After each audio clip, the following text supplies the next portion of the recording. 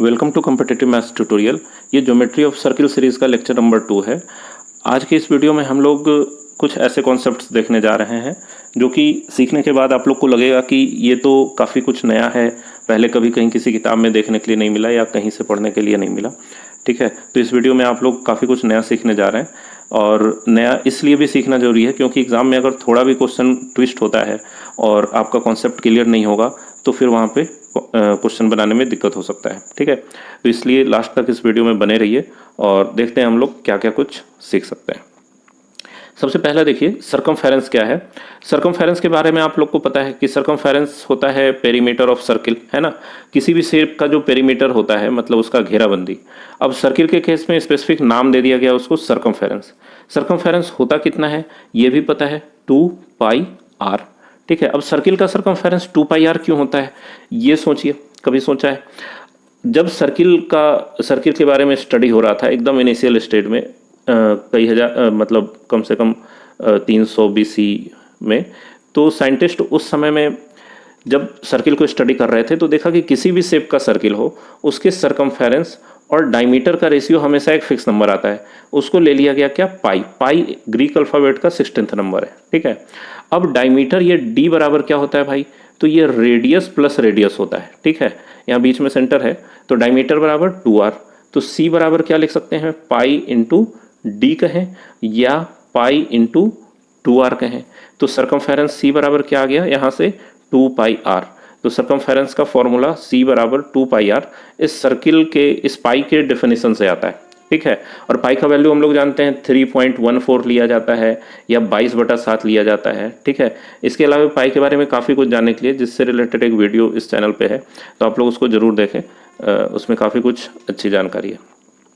Next देखते हैं how to find length of arc. Length of arc कैसे निकालते हैं, जैसे ये मान लो एक सर्किल है। ठीक है, इसमें यहाँ पॉइंट ए है। ठीक है, ये पॉइंट ए है और सेंटर से ये ए का डिस्टेंस क्या होता है, रेडियस। ठीक है, जिसको आर लिया गया।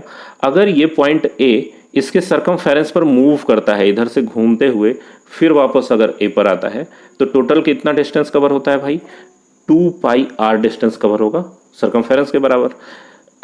तो 360 डिग्री पूरा मूव कर लेने से कितना डिस्टेंस कवर हो रहा है, 2 पाई आर। ठीक है, जब यहाँ से घूम के वापस यहाँ आ गए तो 1 डिग्री मूव करने में कितना कवर होगा, 2 पाई आर बाई 360।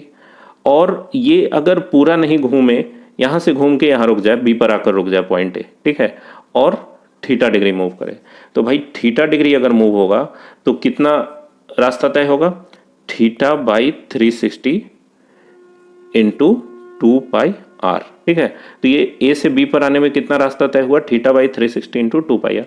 और ये ए बी जो आर्क है उसको मान लो एल, तो इतना बराबर क्या हो गया, एल। मतलब आर्क लेंथ एल बराबर theta by 360 into 2 pi r होता है। ठीक है, तो इसको एकदम याद रखना है क्योंकि इस पे बेस्ड कई क्वेश्चन पूछे जाते हैं। अब देखिए एरिया ऑफ सेक्टर। अब एरिया ऑफ सेक्टर भी आप लोग को पता है pi r square into theta by 360 होता है, लेकिन होता क्यों है ये सोचिए। ये ओ ए रेडियस जो है ये अगर पूरा 360 घूम जाए तो कंप्लीट सर्किल का एरिया कवर होगा, लेकिन अगर थीटा डिग्री ही घूमेगा तो ये जो शेडेड रीजन आपको दिख रहा है इतना ही एरिया कवर होगा। तो देखते हैं इसको, अगर 360 डिग्री मूव करता है रेडियस ओ ए तो पाई आर स्क्वायर एरिया कवर होता है। अगर 1 डिग्री मूव करेगा तो कितना होगा, पाई आर स्क्वायर बाई 360। और अगर थीटा डिग्री मूव करता है, ठीक है, तो theta by 360 into pi r square area cover होता है। ठीक है, तो एरिया ऑफ सेक्टर कितना आया, theta by 360 into pi r square. अच्छा, इसको कोई ये भी लिख सकता है कि भाई यहाँ से पाई आर अलग कर दे हम लोग और ऐसा लिखे theta by 360 into pi r into r. और अगर इसको 2 से गुना कर दिया जाए और 2 से डिवाइड कर दिया जाए तो भी कोई दिक्कत नहीं होगा। और इतना बड़ा जो है theta by 360 into 2 pi r, इसका वैल्यू पता है, अभी अभी पीछे बनाया हम लोगों ने, एल।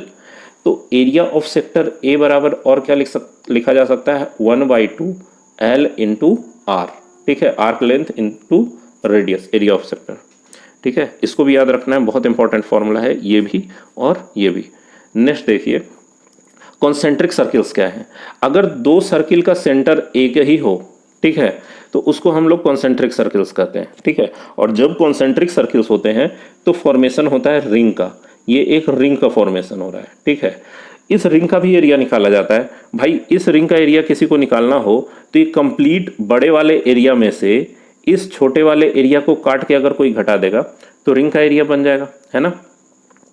तो हम लोग इसमें क्या कर सकते हैं, पहले बड़ा आर से इस बड़े आर से हम लोग बड़ा वाला एरिया पाई आर स्क्वायर, ठीक है, माइनस छोटा आर से छोटा रेडियस से जो बन रहा है पाई स्मॉल आर स्क्वायर, ये करेंगे तो क्या आएगा, एरिया ऑफ रिंग।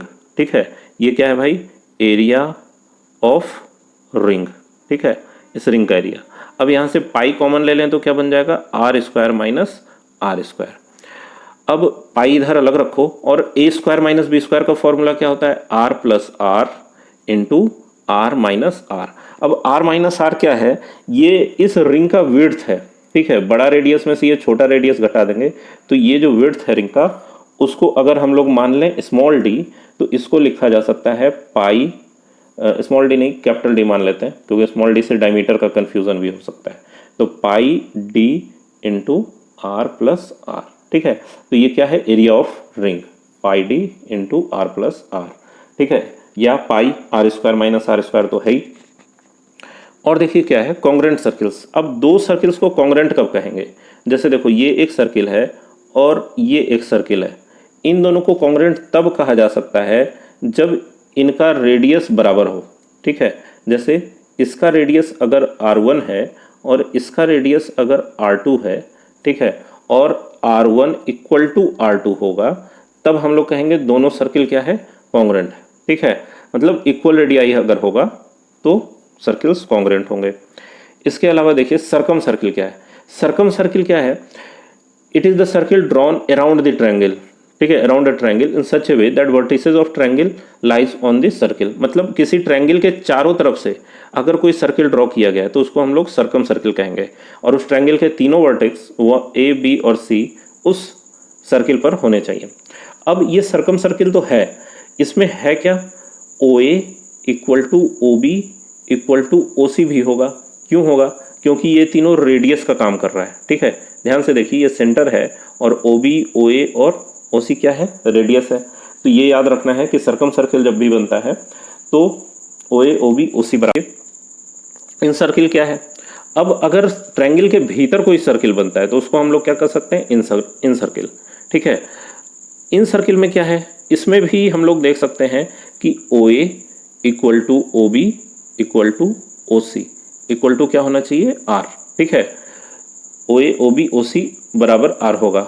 ठीक है, साथ ही साथ यहाँ चूंकि सर्किल अंदर है तो ये ट्रायंगल का साइड इस रेडियस पे परपेंडिकुलर आ रहा है, यहाँ परपेंडिकुलर, यहाँ परपेंडिकुलर और यहाँ परपेंडिकुलर। मतलब ओ ए परपेंडिकुलर है किस पे, एक्स वाई पे, ओ बी परपेंडिकुलर है, ओ ए परपेंडिकुलर है एक्स जेड पर, ओ बी परपेंडिकुलर है किस पर, एक्स वाई पर, और ओ सी परपेंडिकुलर है वाई जेड पर। ठीक है, तो ये इसका कंडीशन है इन सर्किल होने का। ठीक है, नेक्स्ट देखिए साइक्लिक क्वाड्रिलेटरल क्या है। साइक्लिक क्वाड्रिलेटरल में जो मेन प्रॉपर्टी है वो ये है कि साइक्लिक क्वाड्रिलेटरल के हमेशा अपोजिट एंगल का सम 180 डिग्री होता है। मतलब एंगल 1 प्लस एंगल 2 बराबर 180 डिग्री होगा।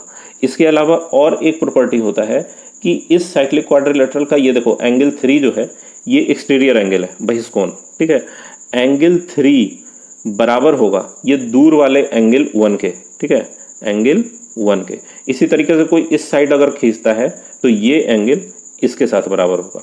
ठीक है, तो ये साइक्लिक क्वाड्रिलेटरल का प्रॉपर्टी है। एंगल 1 प्लस एंगल 2 बराबर 180 डिग्री।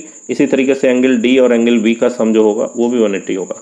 साइक्लिक क्वाड्रिलेटरल के बारे में एक अलग से वीडियो हम लोग बनाएंगे, एक अलग वीडियो लेकर आएंगे, क्योंकि इसमें काफ़ी कुछ सीखने के लिए और इस पे बेस्ड काफ़ी क्वेश्चन आता है। ठीक है, तो कई सारे प्रूफ्स और टेक्निक्स हम लोगों ने देखे आज के वीडियो में, जिसपे कि आपको प्रैक्टिस करना है।